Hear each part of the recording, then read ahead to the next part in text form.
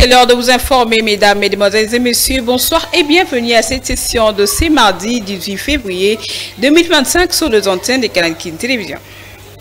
Débutons cette session d'information par cette nouvelle. Le vice-premier ministre de l'Intérieur et Sécurité, Jacquemin Chabani, a ouvert au cours d'une cérémonie le samedi 15 février dernier les lancements officiels des sessions gratuites de formation professionnelle nées de la conviction profonde du gouvernement de la République sous l'impulsion du chef de l'État, Félix-Antoine Tshisekedi Tshilombo. Cet élément est signé Jojo Mutombo. Au nom du gouvernement de la République à sa tête, la chef de l'exécutif national Judith Suminwa Tuluka, le vice-premier ministre, ministre de l'Intérieur, Sécurité, Décentralisation et Affaires coutumières, Jacquemin Chabani Loko, a ouvert le samedi 15 février 2025 au cours d'une cérémonie le lancement officiel des sessions gratuites de formation professionnelle. C'est après l'organisation de la première édition de la foire professionnelle tenue du 24 au 26 octobre de l'année 2024, qui du reste est née de la conviction profonde du gouvernement de la République sous l'impulsion du chef de l'État, Félix-Antoine Tshisekedi Tshilombo. Au total, près de 5000 candidats identifiés dans toutes les couches de la population concurrentielle, à savoir cadres, étudiants et jeunes apprenants, à travers plusieurs filières, vont bénéficier de formations gratuites pour développer les nouvelles compétences et se perfectionner dans le domaine spécifique pour une orientation professionnelle. Il s'agit là d'un audacieux challenge que vient de relever le ministère de la formation professionnelle et qui consacre l'atteinte de l'un des objectifs majeurs de l'instauration de la foire de la formation professionnelle qui consiste à créer un attrait de notre jeunesse à la formation pour les défis de son employabilité. Ces formations gratuites constituent une opportunité exceptionnelle pour notre jeunesse de développer de nouvelles compétences, de se perfectionner dans un domaine spécifique et de s'orienter professionnellement. Ces challenges relevés par le gouvernement via le ministère de la formation professionnelle visent à créer un accès de la jeunesse par une formation de qualité adaptée aux besoins du marché congolais en vue de relever les défis de son employabilité. Le gouvernement de la République s'est assigné cet objectif dans l'optique de construire une société basée sur les compétences et professionnalisation des métiers pour un monde équilibré. Tout à fait autre chose. Le ministre de la Communication immédiate, Patrick Mouyaya, a pris part à la cérémonie d'ouverture de travaux de cadre de concertation nationale de la société civile. C'est mardi 18 février 2025 au salon Lubumbashi de Pullman de Kinshasa. Suivez cet élément de Jules Boulembi.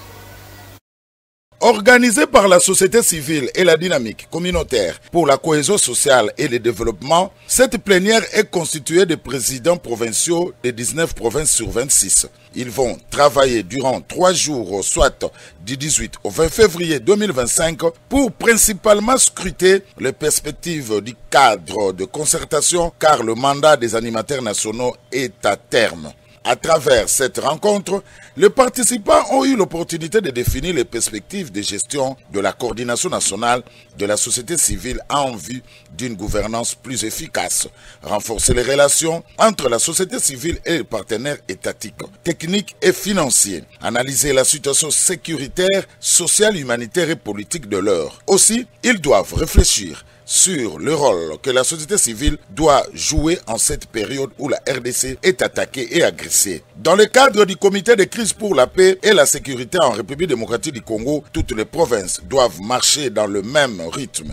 Au sujet justement de la sécurité dans l'est du pays, Patrick Mouyaya a rappelé dans son adresse que la République démocratique du Congo subit une agression sauvage et manifeste de la part du Rwanda. Donc il était de mon devoir de répondre à cette invitation et d'apporter les quelques mots du gouvernement parce que, comme vous le savez, la société civile, c'est notre partenaire principal, y compris dans la promotion de la paix, mais aussi dans les traitements de différentes questions, notamment humanitaires. Vous voyez avec nous tous les sévices que subissent nos populations qui sont aujourd'hui sous occupation. La société civile, c'est elle qui nous aide à documenter et à répertorier un certain nombre de cas. C'était aussi l'occasion, parce que parmi eux, il y a des représentants qui sont originaires de provinces qui sont directement touchés, de dire la solidarité du gouvernement et la détermination du gouvernement à travailler pour que nous puissions, dans les cadres de nos différents fronts, apporter une réponse définitive à cette crise. Notons que les travaux en plénière et en commission du 19 au 20 février à l'hôtel Africana Palace. À cet effet, plusieurs provinces participent à cette session de la plénière des coordonnateurs grâce à l'appui de la dynamique communautaire pour la cohésion sociale et le développement. Et en sécurité, le vice-premier ministre de Transport, Voies de Communication et Désenclavement a foulé le sol de la ville d'Issiro, chef-lieu de la province du Haut-Ouélé.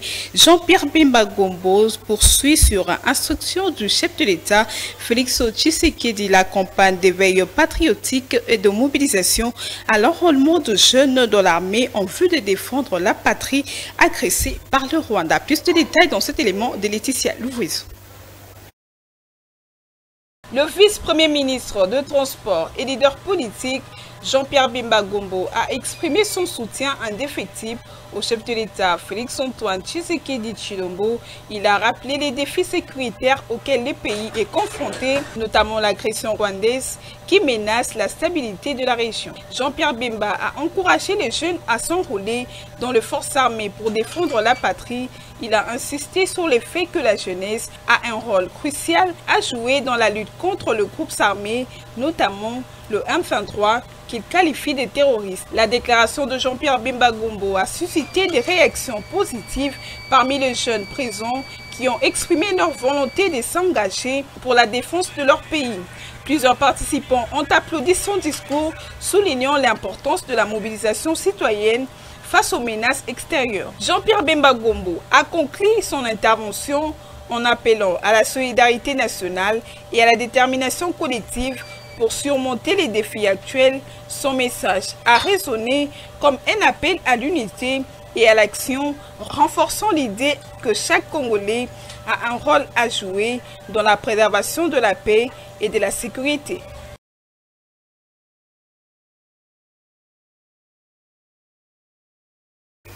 Sachez également que le Front démocratique africain a été reçu par audience par les confessions religieuses concernées par le pacte social le samedi 15 février dernier à Bruxelles. Le président et porte-parole du FDA, Albert Moukoulou-Boundou, a récemment pris part à la conférence internationale sur le panafricanisme au Sénégal. Suivez cet élément de Mario Ambongo. Nous sommes venus pour les rencontrer et leur faire part de notre lecture par rapport à la situation qui prévaut actuellement en République démocratique du Congo. Nous sommes le Front démocratique africain, un grand mouvement, et dans ce mouvement, on retrouve des lumumbistes, les progressistes, les nationalistes, les démocrates, mais surtout les enfants des révolutionnaires, des familles, des politico-militaires qui ont constitué ce qu'on a appelé dans notre histoire le Conseil national de libération, ceux qui ont pris les armes en 63 sous la bannière de Pierre Moulélé et Moukoulou-Boundou, mon défunt père, les familles de ces personnalités, et certaines de ces personnalités ne sont plus en vie. Il y a quelques rares personnalités qui sont encore en vie, et leurs enfants, leurs familles sont dans notre mouvement, le Front démocratique africain, et nous militons ensemble, nous militons pour promouvoir la démocratie, c'est-à-dire revenir sur les valeurs démocratiques. Vous savez, comme on l'a dit, le Congo, depuis le 5 septembre 1960, avait connu un coup de poignard sur notre première expérience de la démocratie par la révocation de Patrice Emery Lumumba. Et c'est depuis cette date-là que le Congo est dans une instabilité chronique. Et tout ce que nous vivons actuellement ne sont que les conséquences de cette situation. C'est ce que nous avons essayé de faire comprendre à ceux qui nous ont reçus, et nous avons estimé que l'instabilité du Congo est notamment due au fait que le Congo n'a jamais eu une armée capable de défendre ses frontières, capable de défendre ses richesses. Voilà pourquoi pourquoi tous les États limitrophes, les multinationales occidentales, tout le monde vient se servir au Congo. Et en société, Blaise Boula, l'un des notables de la commune de Bandalungwa, ne cesse d'appuyer sur l'accélération pour matérialiser la vision de l'exécutif provincial Daniel Bumba Lubaki, dénommé Kin Ezobonga, chose déplorable. Les habitants du quartier Moulard, le caniveau de l'avenue Kimbondo et Maman Colonel Curé, le tas d'immondices abandonnés sur la chaussée et perturbe la circulation des véhicules ainsi que des piétons. Reportage de Bénédicte Diapangama sous les images de Shoming Kassiama. La saleté se trouvant dans plusieurs caniveaux au niveau des quartiers Moulard dans la commune de Bandalungwa. Vers la direction Maman Colonel. Travaux initiés par le notable de ces coins, Blaise Boula, pour essayer de désengorger la plupart des caniveaux qui étaient presque bouchés. Les travaux ont été faits de manière à sortir les immondices dans les caniveaux, mais aujourd'hui, ces saletés obstruent la route, empêchant le véhicule de circuler normalement, créant sur ces petits tronçons des embouteillages au quotidien, qui gênent même les habitants de ces coins. Le mal de notre pays, on ne finit pas le travail. On laisse toujours inachevé. Mais ils ne se rendent pas compte du risque. Ils ont tiré ses biens. Mais à quoi sert qui rage sans pourtant ramasser ses ordures? Il est important de rappeler aux notables de ces quartiers, Blaise Boula, qui a entrepris ces travaux, de revenir pour le ramassage de ces ordures au risque de voir les immondices revenir dans le caniveau. Beaucoup de familles dans la ville provinciale de Kinshasa négligent leur langue maternelle au profit de la langue étrangère, constat fait par Nancy Mianda et Shoming Kassiama.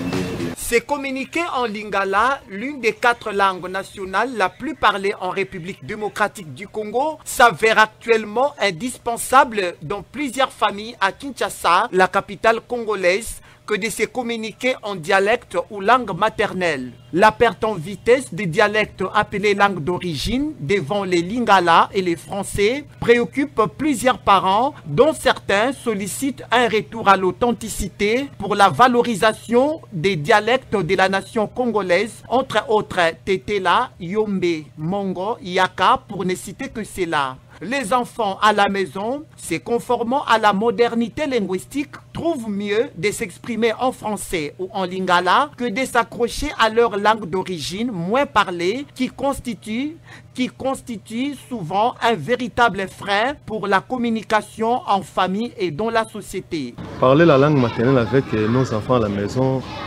vraiment on ne parle pas avec les enfants la langue maternelle, sauf que le lingala et le français.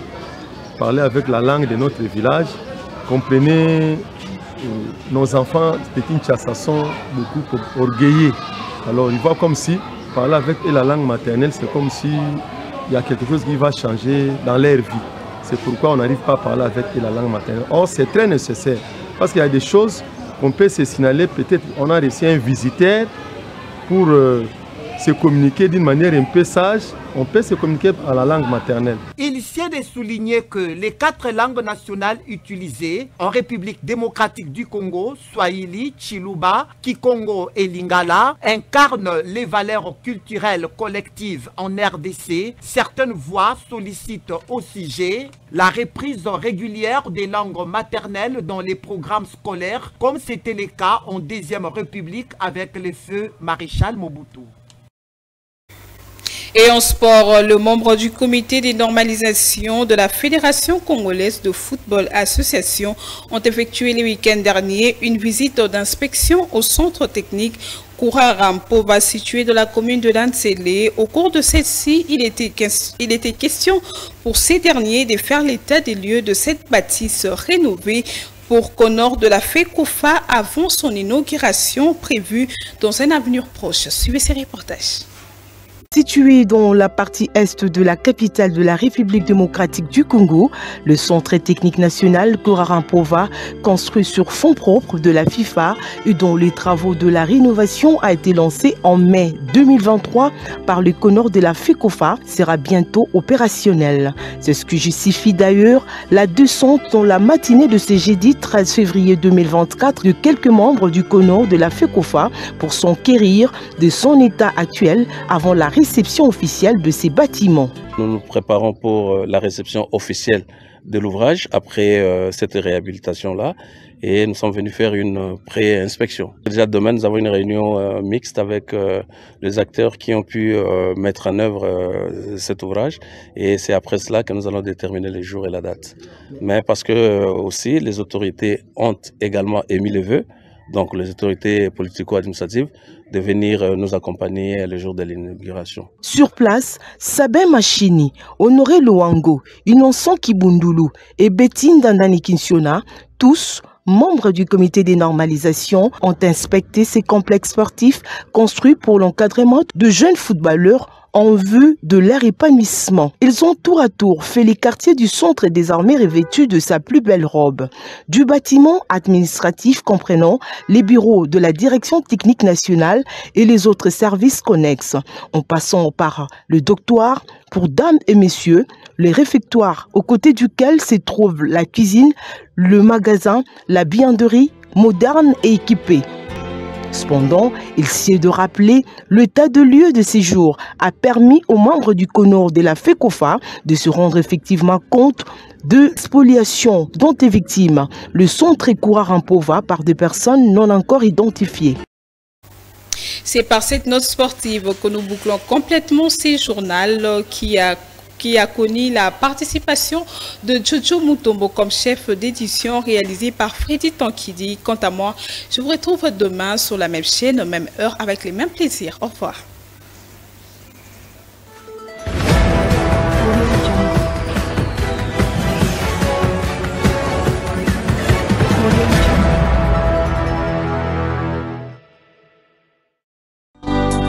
« 2025, veillée mortuaire dans la salle des fêtes Grande Marmite sur l'avenue Colonel Mpia, quartier Macampagne, dans la commune de Ngaliema, référence arrêt paroisse catholique Saint-Luc.